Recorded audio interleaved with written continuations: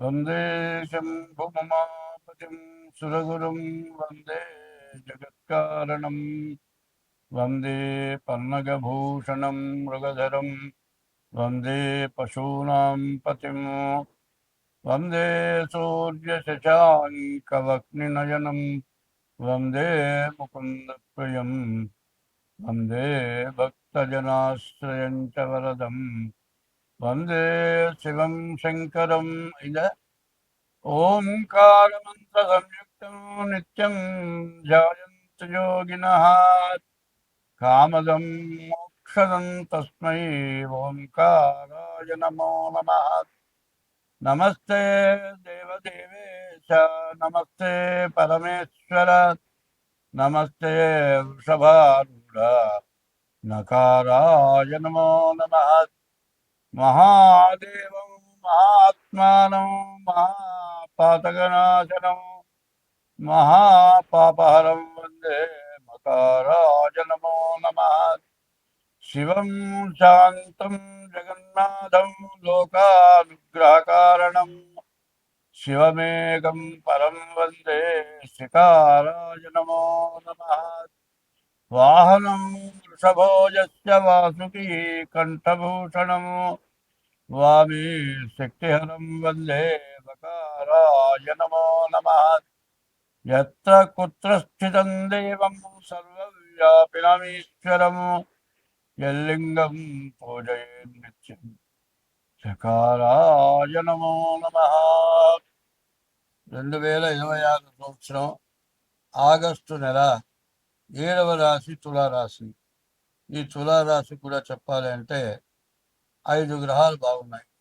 ఈ 5 గ్రహాలు బాగుండటం చాలా విశేషం. రవి బుధులిద్దరు కూడా కలిసి ఉండటం బుధాదిత్య యోగం, చాలా మంచి యోగం. తర్వాత శని బాగున్నాడు, కేతువు బాగున్నాడు, శుక్రుడు బాగున్నాడు. వివాహం కావటానికి బాగా అవకాశం ఉంది. మీరు కోరిన కోరికలను కూడా తప్పనిసరిగా తీరే రోజు వచ్చినాయి. మరి వ్యాపారం చాలా బాగుంటుంది. చదువుకున్న వాళ్ళు మంచి ర్యాంకులో పాస్ అవుతారు. మంచి ఉద్యోగం వస్తుంది. విదేశాలకు వెళ్ళటానికి చాలా అవకాశం ఉంది. ఎప్పుడు కూడా ప్రతి వ్యక్తికి కూడా ఒక్కోసారి చాలా మంచి రోజులు వస్తాయి. ఈ మంచి రోజుల్ని సరిగ్గా ఉపయోగించుకోవాల్సిన అవసరం ప్రతి వాళ్ళకి కూడా ఉంది. ఏమవుతుందంటే లేని రోజేమో లేదో అని ఏడుస్తారు. మరి అవతల వాళ్ళు బాగున్నారు, నేను బాగాలేదు అనుకుంటాడు. బాగున్నప్పుడు అహంకారపడతాడు. అహంకారపడి నా అంతవాడు ఎవళ్ళాడు, నా అంత గొప్పవాడు ఎవళ్ళాడు, మిగతా వాళ్ళందరూ వీళ్ళంతా ఎదవలు అనుకుంటాడు. కానీ అట్లాంటి అహంకారం ఉన్నప్పుట భగవంతుడు పరీక్ష చేస్తాడట. ఒక గుడ్డివాడు కర్ర పట్టుకొని కర్ర నేలనట్ట పొడుస్తూ పోతున్నట్ట. పోతుంటే వీడు అనుకున్నట్ట, ఈ అహంకారం ఉన్నవాడు, అదే వీడు కళ్ళు లేవు, రెండో మనిషి లేకుండా వెళుతున్నాడు, ఎట్టా పోతున్నారా, నేను కూడా కళ్ళు మూసుకొని నేను కూడా వెళ్తాను అని బయలుదేరట.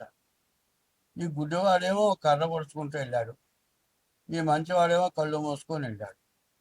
వీడి అహంకారానికి భగవంతుడు ఏం చేశాడంటే ఒక బంగారపు మూట దారిలో పడేశాడు.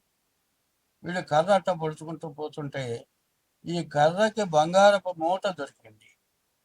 ఈ కళ్ళున్నవాడు కళ్ళు మూసుకొని మూటకి యువతల పక్కగా వెళ్ళిపోయినాడు. వాడేమో గుడ్డివాడు బంగారపు మూట తీసుకొని వెళ్ళాడు. మంచివాడు కళ్ళుండి కూడా బంగారాన్ని పొందలేకపోయినాడు. ఎందుకంటే ఈ జాతకం చెప్పేది దేనికనేది ఆలోచించాలి. నీకు ఎప్పుడు కూడా మంచి టైం వచ్చినప్పుడు అహంకారపడదు. నా అంత వాళ్ళు లేడు అనుకోవద్దు. ఇక నాకు మిగతా వాళ్ళతో పని ఏమిటని అహంకారపడద్దు.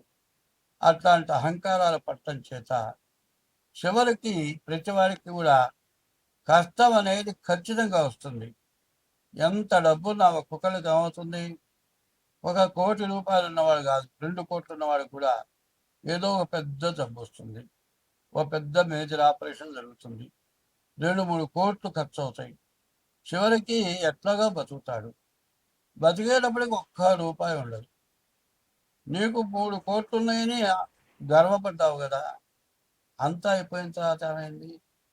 చేయి దాపి అడగాల్సిన పరిస్థితి వస్తుంది. అప్పుడు ఏం చేస్తారు? ఉన్న రోజు వీడికి కళ్ళు కనపడలేదు, వీడికి ఎందుకు దానం చేయాలి అనేటువంటి మనస్తత్వం కలుగుతుంది. ఇట్లా చాలామందిని చూశాను నేను. ఎప్పుడు కూడా ధనమిచ్చిన మదమెచ్చును, ధనమిచ్చిన మదమెచ్చును, మదమెచ్చిన దుర్గుణంబు మానక హెచ్చును, ధనముడిగిన మదముడుగును, మదముడిగిన దుర్గుణంబు మానురాలి. చేతిలో ఉన్నదాన్ని పోగొట్టుకుంటే తర్వాత నిన్ను ఆదరించేవాడు ఎవ్వడు ఉండడు. కాబట్టి ఈ తులారాశి వాళ్ళ పరిస్థితి చాలా బాగుంది. ఎక్కడా గర్వపడదు, జాగ్రత్త పడండి. డేట్ ఆఫ్ బర్త్ ద్వారా జాతకం చూపించుకోండి. దానికి తగినటువంటి దోషాలు ఏమన్నా ఉంటే దానికి తగినటువంటి ఉపశాంతి చేసుకోండి. అట్లా చేసుకుంటే మీకు ఏ సమస్య, ఏ ఇబ్బంది, ఏ కష్టము, ఏ నష్టము కూడా రాదు. తర్వాత ఈ సంవత్సరం చెప్పాలంటే ప్రతి రాశికి కూడా కాల సర్పదోషం పడదు. ఈ తులారాశి వాళ్ళు చాలా జాగ్రత్తగా ఉండండి. డేట్ ఆఫ్ బర్త్ ద్వారా జాతకం చూపించుకోండి. అంతా బాగుంది కదా అని నమ్మద్దు, అంతా బాగుంది కదా అని పొరపాటు పడద్దు. ఎందుకంటే ఈ రోజుల్లో చాలా సమస్యలు ఎక్కువగా వస్తూ ఉన్నాయి. పోతూ ఉండగా ఎదురొచ్చి గుద్ది ఏమంటాడు? చూసిన అపోవయా అంటాడు. వాడు వచ్చి మళ్ళీ గుద్దాడు, కళ్ళు పెట్టుకున్నాడు అంటాడు. మనం నడిచిపోయే వాళ్ళని బండి తీసుకొచ్చి గుద్ది కళ్ళు సరిగ్గా పెట్టుకుని పో అంటాడు. మనకు కాలు ఇరిగినా చెయ్యి ఇరిగినా వాడికి ఏం సంబంధం లేదు. ఇట్లా పరిస్థితులు వస్తున్నాయి. కాబట్టి ఇది పరాభవనామ సంవత్సరం. ఎంత మంచివాడికి కూడా పరాభవం జరిగేటువంటి రోజులు కనబడుతున్నాయి. కాబట్టి ఈ రాశి వాళ్ళు డేట్ ఆఫ్ బర్త్ ద్వారా జాతకం చూపించుకోండి. అట్లా మీ జాతకం చూపించుకోవాలంటే నా పేరు పంగులూరి లక్ష్మీనారాయణ శాస్త్రి. నా ఫోన్ నెంబరు 6300061241. ఇంకో నెంబరు 7801071946. ఈ 2 నెంబర్లలో ఏ నెంబర్కి ఫోన్ చేసినా తగిన ఫీజు తీసుకొని మీ జాతకం సంపూర్ణంగా చెప్పటం జరుగుతుంది. కాబట్టి ఎప్పుడు కూడా మనకు ఎంత అవసరం అంటే, అన్నం తినాలి అంటే ఉప్పు చాలా చౌక, ఉప్పు కావాల్సి కుదురుతుంది. కిలో బియ్యం మాత్రం ఖరీదు ఎక్కువ, కిలో ఉప్పు మాత్రం, కిలో బియ్యం ఖరీదు పెడితే 5 కిలోలు 10 కిలోల ఉప్పు వస్తుంది.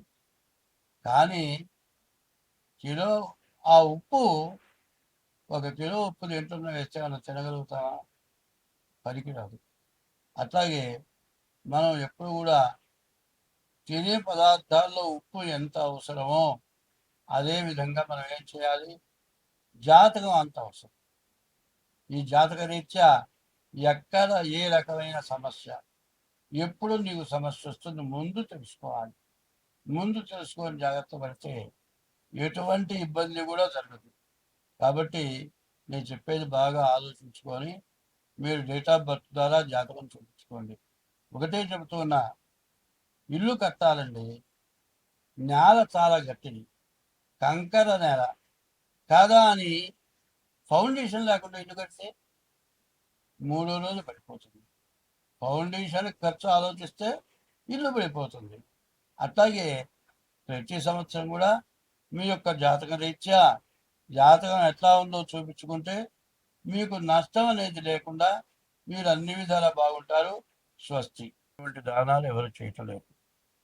దానాలు చేయకపోగా అందమైన ఆడపిల్లని హింసించడం, కనీసం 10 సంవత్సరాల లోపల పిల్లల్ని కూడా చెడగొట్టడం, ఇట్లాంటి మహాపాపమైన పనులు చేయటం వల్ల ఏలినాటి శనిలో ఎంత పుణ్యం చేసినా, ఎంత గ్రహశాంతులు చేసినా ఆ 7 సంవత్సరాల 6 మాసాల లోపల పడరాని కష్టాలని పడి చివరికి బతికి బయటపడతావా అన్నంత పరిస్థితి బాగా కనబడుతూ ఉన్నది.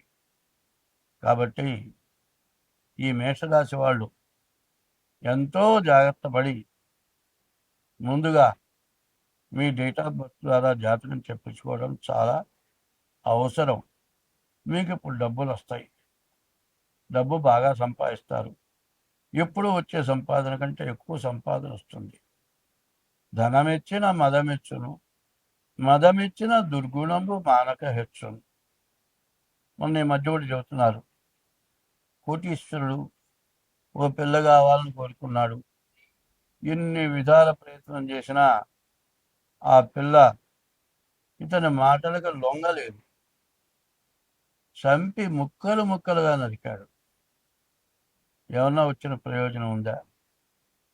ఎప్పుడు కూడా ఎవడు ఎంత పుణ్యం చేసుకుంటాడో వాడికి తగినటువంటి భార్య దొరుకుతుంది అని శాస్త్రం చెప్తుంది. ఏమిటా అంటే, ఒక గుడ్డ కొనుక్కొని కొన్నాళ్ల పాటు కట్టుకొని ఆ గుడ్డ రంగు పోయిందనో చిరిగిందనో అవతల బారేసి వేరే గుడ్డ కొనుక్కుంటారు.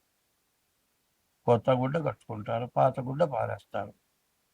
ఇవాళ ఆడ మనిషి అంటే అందం ఉన్నంతకాలం అనుభవించి తరువాత ఆ ఆడ మనిషిని వదిలిపెట్టడం, పరస్త్రీ వ్యామోహం కలగటం, ఇటువంటి దుర్గుణాల వల్ల మన భారతదేశం, మన హిందూ మతం అనాది మతం.